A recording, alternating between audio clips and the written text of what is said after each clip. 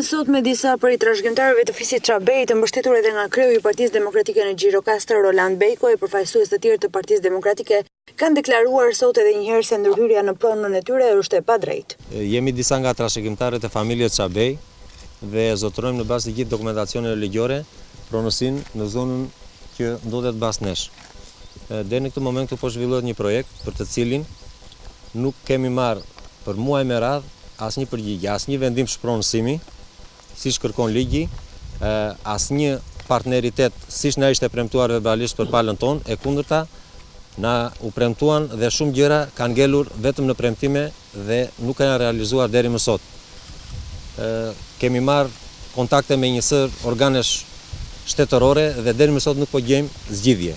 Kemi kontaktuar dhe me ministra, është folur pikërisht në këtë territor, por gjithçka ka ngelur verbale.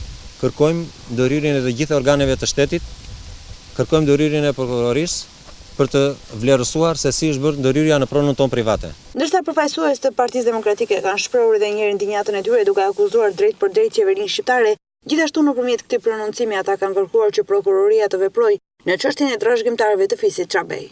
Kjo qeveri që i tund prangat dhe jo çon buldozerët dhe fadromat, qytetarëve të varfër, qytetarëve të pamundur, të cilët nuk kanë mundësi që të ndrojnë çatit e tyre apo të suvatojnë muret rrethues, i grabit në mes të ditës nëpërmjet oligarkut të saj lokal, kryetarit të bashkisë së Gjirokastrës, i grabit trashëgimtarëve të familjes Çabej 11.500 metra pas një dokument dhe në mes të ditës, as duke i lajmëruar, as duke u kthyer përgjigje, por duke i sorollatur.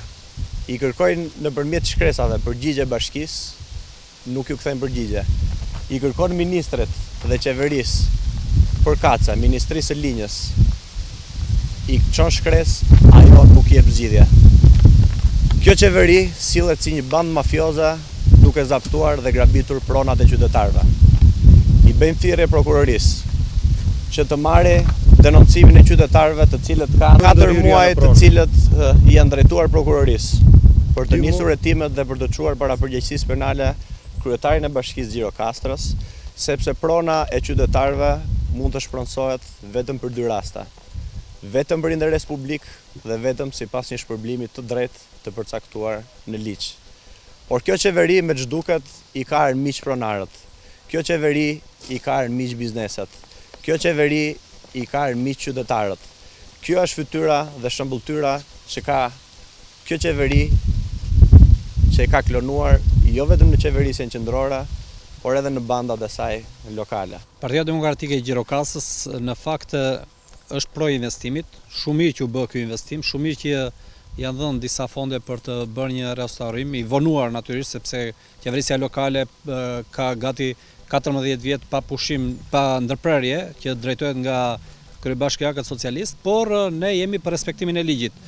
Të bëjnë investimet publike, por jo në dëm të interesave të qytetarëve. Ligji e ka parashikuar qartë, në momentin që kryen investime publike, për interesa publike me vendim të Këshillit të Bashkisë kryhet shpronësimi ose hyhet në negociata për të bërë një investim të përbashkët. Sipas fjalëve që janë në qytetin tonë, që është një qytet i vogël, kemi të dhëna që këtu do të ketë interesa klienteliste të vetë drejtuesve të bashkisë Gjirokastrës. Megjithatë, këtu jemi dhe le ta shikojmë më mbrapa si do të vej menaxhimi i këtij kompleksi luaziri, argëtimi sportiv e kështu me radhë.